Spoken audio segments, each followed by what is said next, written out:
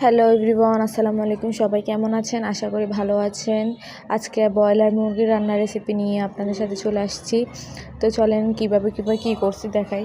তো প্রথমে দিয়ে দিচ্ছি টমেটো কুচি, রসুন কুচি, আদা কুচি, পেঁয়াজ কুচি দিয়ে তারপরে লং এলাচি, দারুচিনি, তেজপাতা, শুকনো লেবু দিয়ে দিব। তারপর পরিমাণ মতো লবণ, তারপর হচ্ছে পরিমাণ মতো হলুদ গুঁড়ো দিয়ে দিব। তারপরে জিরে গুঁড়ো দিয়ে দিব পরিমাণ মতো, ধনিয়া গুঁড়ো দিয়ে দিব পরিমাণ মতো, জিরে গুঁড়ো দিয়ে দিব, ধনিয়া গুঁড়ো দিয়ে দিব।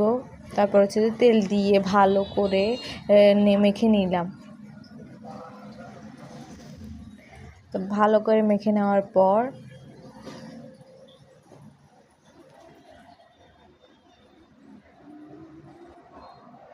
তারপরে ঢাকনা দিয়ে দিব। তারপর চুলায় বসিয়ে দিলে ভালো করে নেড়ে চেড়ে তারপর দিয়ে দিলাম আলু। দেওয়ার পর আরও ভালো করে নেড়ে ছেড়ে দিব।